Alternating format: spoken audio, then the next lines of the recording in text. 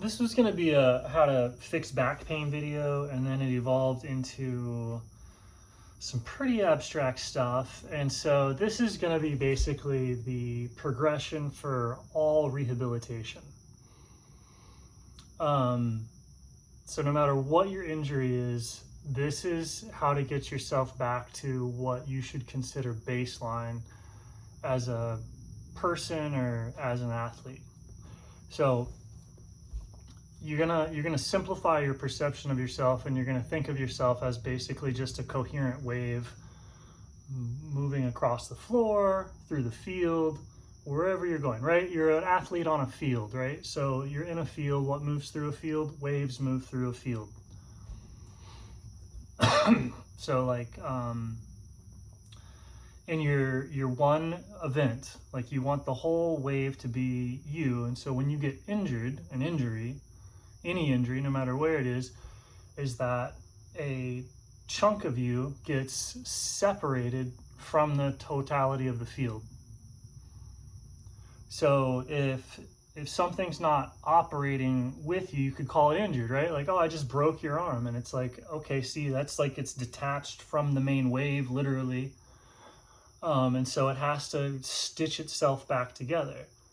And so that injury can happen in like as a metaphor for any number of different ways. Like maybe you got a bruise and the muscles like flattened out. It has to, everything that's like squished out and not functioning correctly has to get like sucked back in and congealed into the singular unit that is you. And so like a chronic injury or a deficiency or something is like when an injury has kind of solidified and it's not part of you, but then you have to carry it around. And so that's when the body starts to become heavier and heavier and heavier and heavier, and it's the accumulation of what you could call an injury. So injuries, a big injury can take off like entire chunks of your system. It's like boom, you get tackled, your leg's wrong, 25% of it's gone. Separated, disconnected. The mass is still part of you, but now you're lugging a leg around and it like hurts really bad. Right? So you see that as like your singular wave, a chunk's taken out, and there's all this like static and just pain and stuff in between a coherent you, which would be everything integrated, and your injured state, which is the fragments. So this is everything from disassociation to lack of motivation. Right? Lack of motivation could be an injury to the heart. And so then you're just slower, the same way that you like limp around if your leg gets injured. So the things can become separated on this wave, not just like splitting it in half, but like hollowing it out.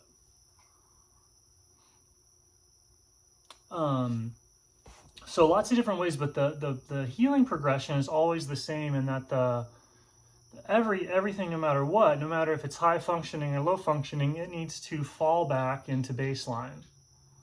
Everything has to relax back into baseline. So where that starts is on the floor. So all the injury rehab stuff starts on the floor, and you're feeling the whole body falls into the floor. This is easiest on 4 limbs energetically, to have everything fall into the floor. And from there, you can feel like you want to start with the spine, but you're able to feel the entire back or the entire body participate in this falling to the floor. You want to feel as if the whole thing, you've fallen into the floor in your one chunk, not like left arm, right arm, whatever. It's is the whole thing. And so you continue to fall into the floor, and make sure that throughout that whole movement, it's one thing.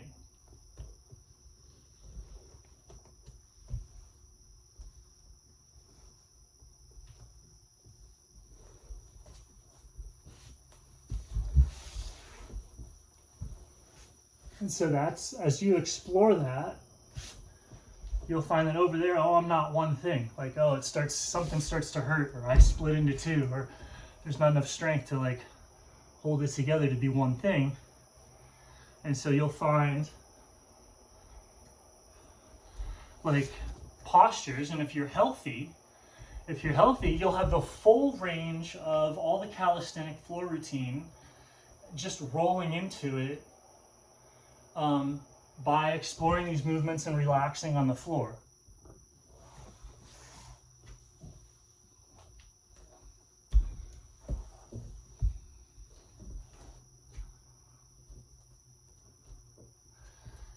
And you get the most bang for your buck by like staying in that state where you're totally relaxed and uninjured.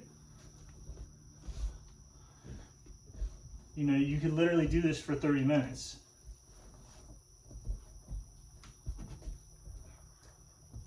And you get a lot out of it because it's this easy peasy state to where you're physically able to be totally relaxed onto the floor. And, you know, using the whole body to do whatever movement pattern, and that's baseline.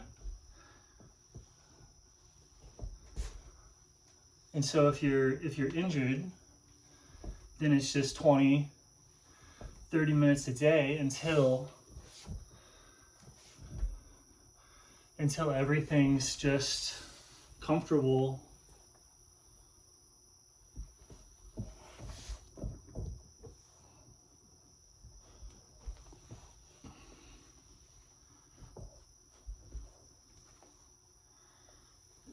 In the posture, your core strength or your total strength is enough that you're able to grab the whole system. And some people stress test this through time, like, oh, how long can I stay here? But it's more like you have this. The main practice would be falling back into baseline, and then you're kind of like trying to develop the skill or the strength of staying in baseline in all the potential postures that you might get into. So like, I'm really weak. I don't do any of this stuff like ever.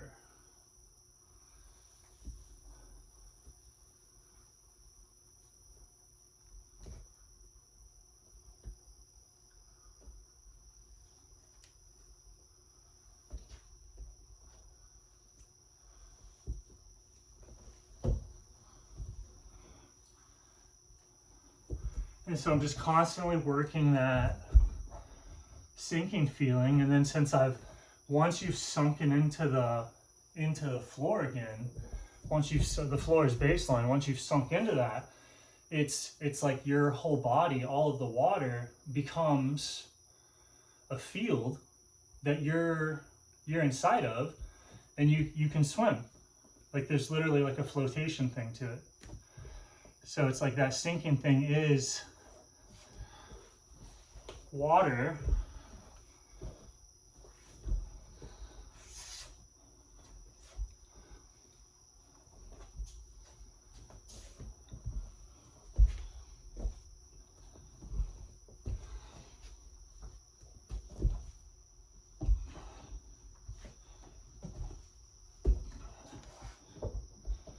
and so it might get complex, and if you're not injured, it should get pretty complex pretty quick.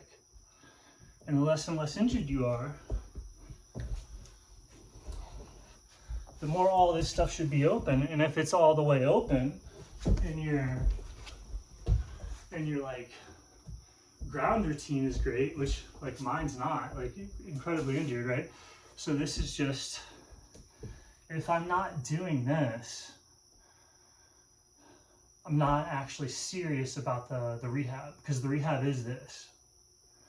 Rehab from injury is sinking down into baseline.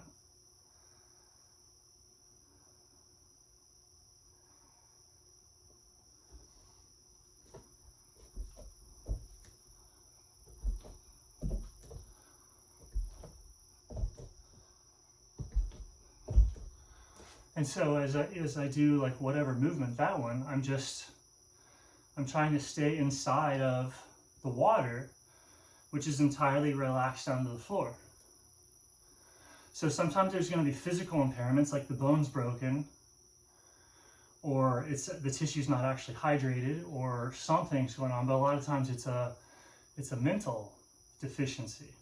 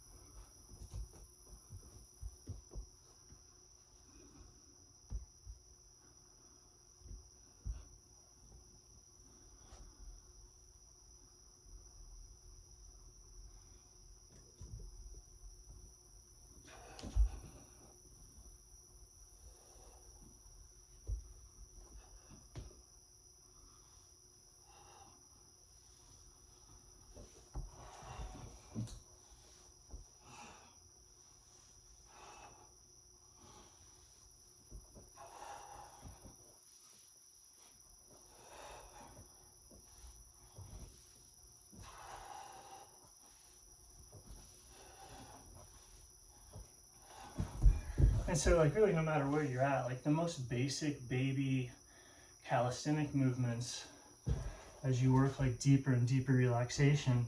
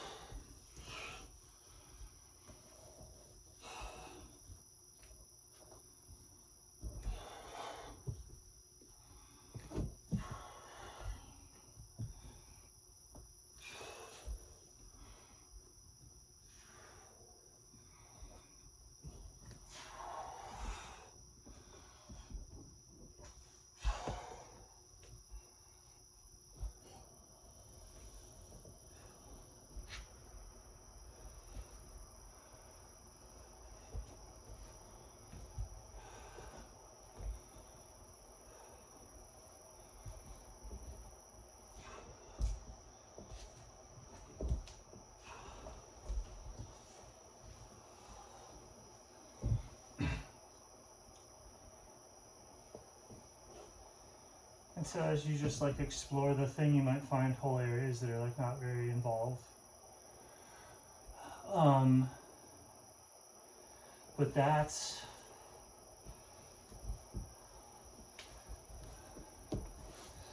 just the healing sort of checklist thing. So that's why I like screwed up people get into like modern dance. You know, all these like psychotic, like damaged people, you know, in in modern dance, just like doing, like just very interested in the basic healing process, which is great. Like their training methods and everything that's for that is like super good. And so everyone should be able to modern dance, just like everyone should be able to do these floor routines. But at the same time, like it's just like a little 20-minute thing. Like people making a big deal out of it are trying to hype it up to sell it. It's actually just a very slow, easy, like no nonsense daily exploration. And like, you know, doing things in a group can radically help you, but otherwise, like there's no, the simplicity of it is simply that 20 to 40 to 60 minute daily exploration of like, where is it fragmented? Is it under positions of effort? Is it in these particular postures? And then once you find that, which is easiest, because you can find these fragmented positions when you're down here, and it's like safe and low enough that you can start to like, you're like, oh wow, I'm really frozen right here. But since I'm down low on the ground, I can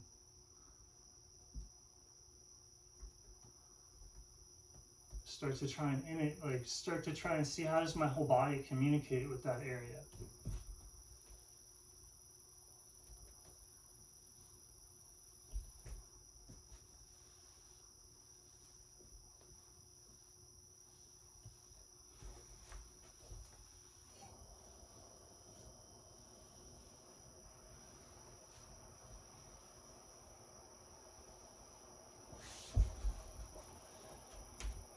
And then whatever, like you get bored of that, and so then you can, after the groundwork is healed to where you can rest into it, that's when you have enough strength to throw punches, to do bats, to hit hard, and to move fast and athletically.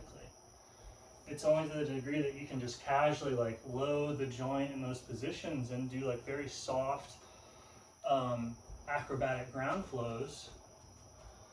That's the coherent state. Because if you're just a wave and you're just relaxed as you do it, and you just try and push yourself through hard postures, like you'll go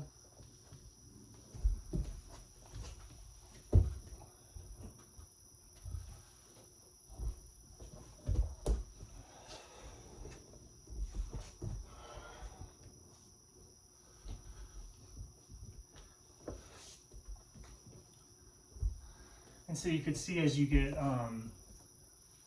more and more momentum from a daily practice, like all of the different ways that people generate power for any particular sport becomes pretty obvious. And I think a big thing about this channel is like, because I got caught up in this, so it's like this is polemics against exercise culture in general. Of like this thing of like you're putting in all of this like work and suffering for literally nothing. It has nothing to do with anything. The way that people are told to expend effort it's very backwards. It's based on very primitive coaching, very primitive science of the mind-body connection. And so, yeah, it's just kind of a fundamentally, it's like a radically different shift or way of looking at things, but it's in alignment with Pilates and yoga and Tai Chi and dance principles and stuff like that. Just to think of the self as the simplest thing possible. Like you're just a wave moving through a field. So if I'm totally relaxed into the floor,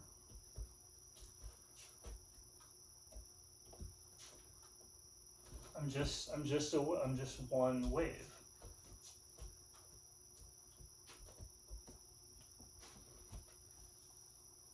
And then could you be one one wave without it being like a gimmick. Like, do I have to be doing this, right? Do I have to be doing,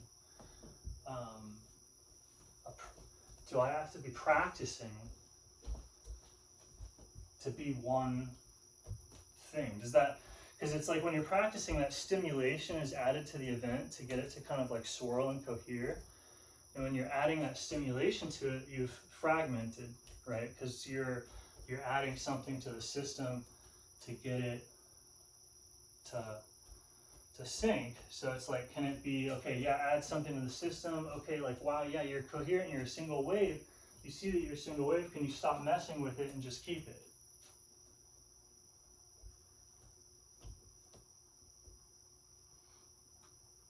Like, is it important enough for you to pay attention to it without being personally involved?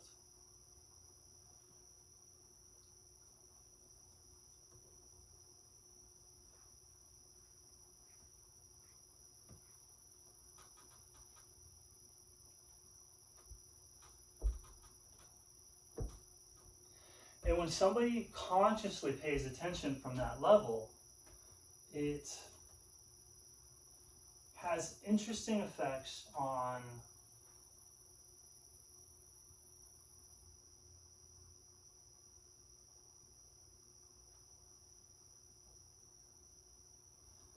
people who are operating at an unconscious level or like a mysterious level, or people who don't see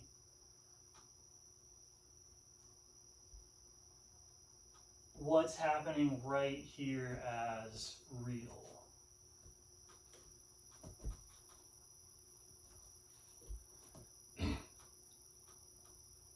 Because it is much closer to being waves on the surface of a single thing. So it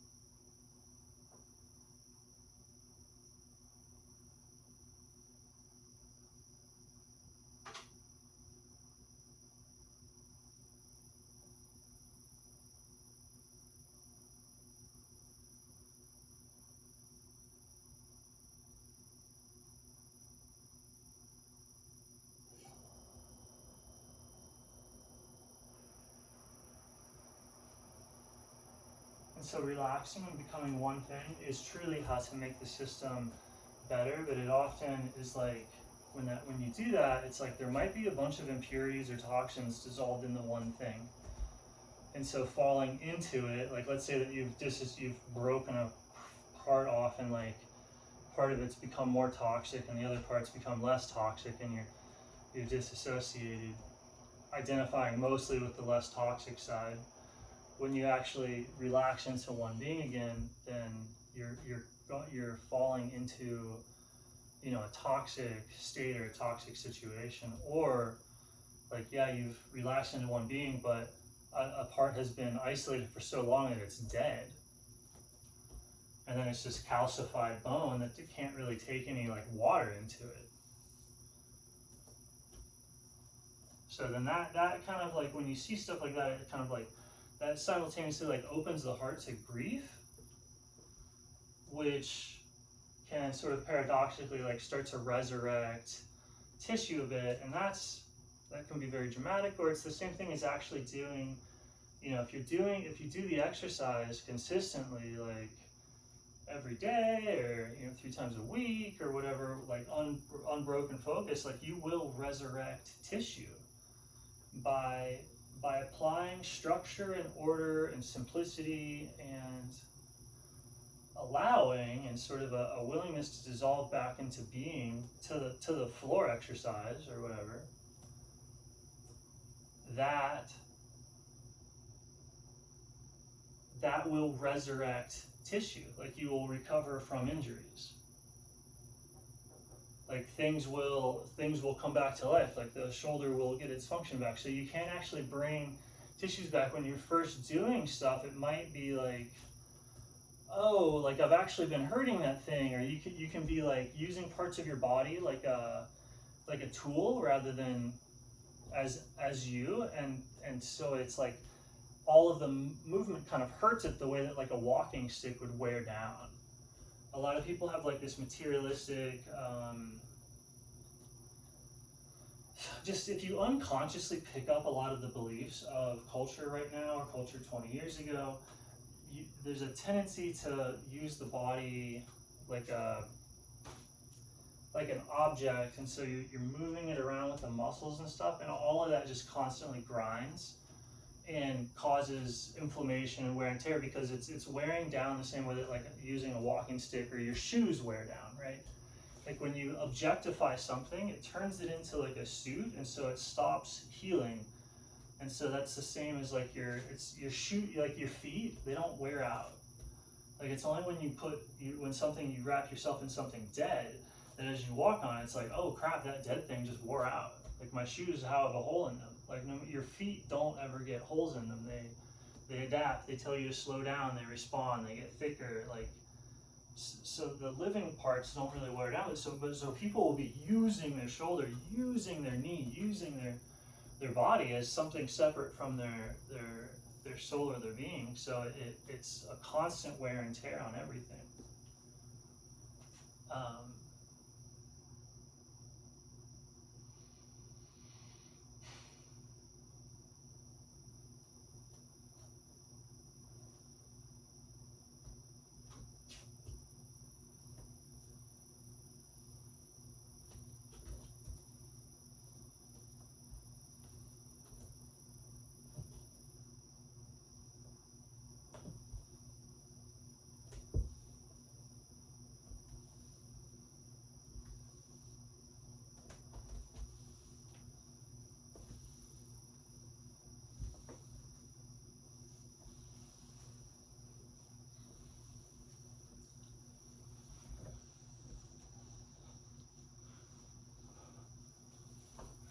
Like, it's a lot harder to stay in that place on two limbs, to really stay in it, right? For me to be in it on 2 limbs or 4 limbs,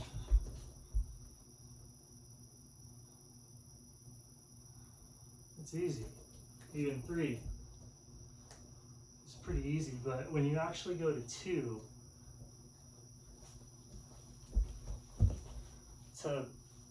to get the head and the whole back involved, to get the body involved as a single unit on 2 legs,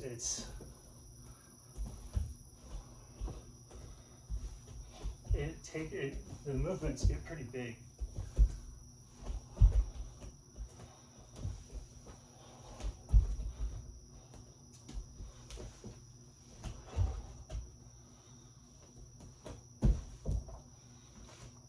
Actually, no. Huh. See, that whole thing there, like, see, like I have this big long rule, blah blah blah, and it's like you think you're sharing your understanding, but you're actually sharing a limitation most of the time.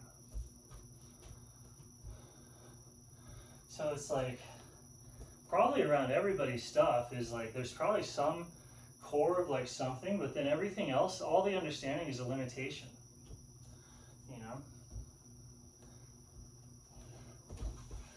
It's not any harder. Oh, maybe it is if you're injured, right? If you share the same limitation somebody has.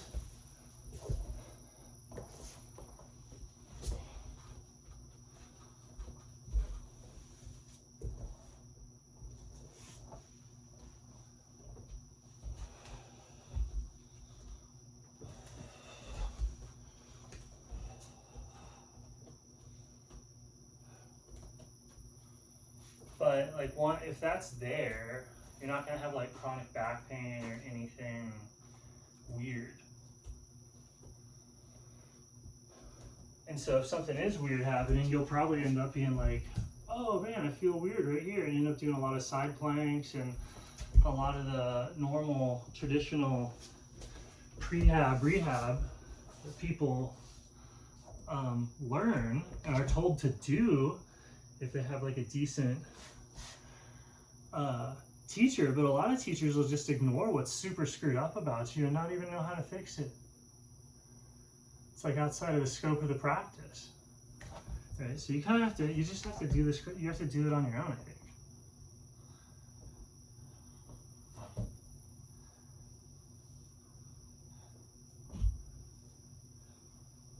Or as like a warm-up to class.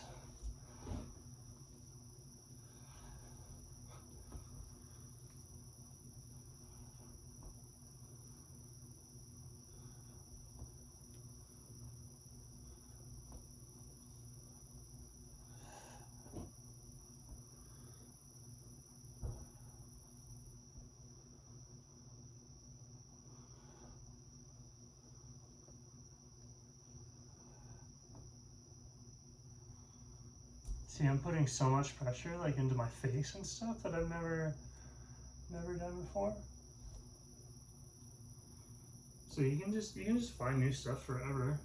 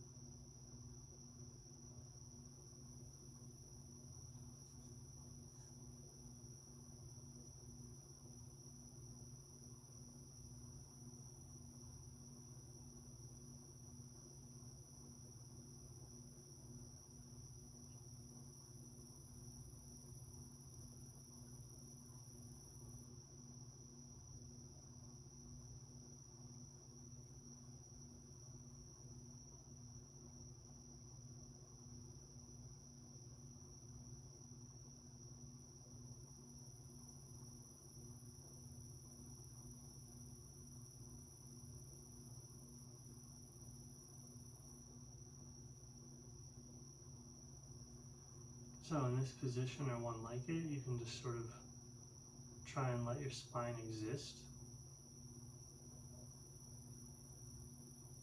especially where it doesn't. So if there's anything where you're not aware of it because it's not moving or it's not active or engaged, try and see if it can still exist, like just on its own.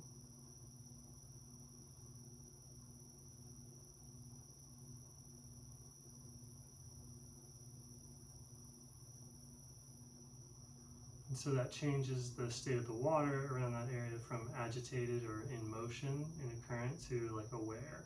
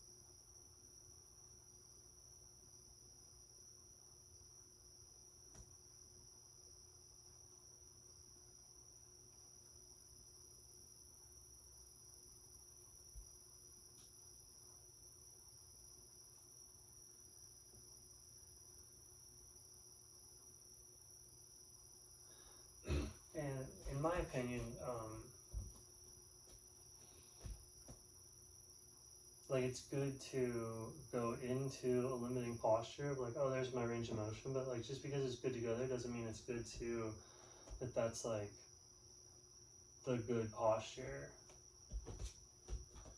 Right, so I think like when you're not doing anything, it's best just to like allow, like what's that positions where you like allow your entire spine and your entire body to be, the whole thing, and then you can just do that one.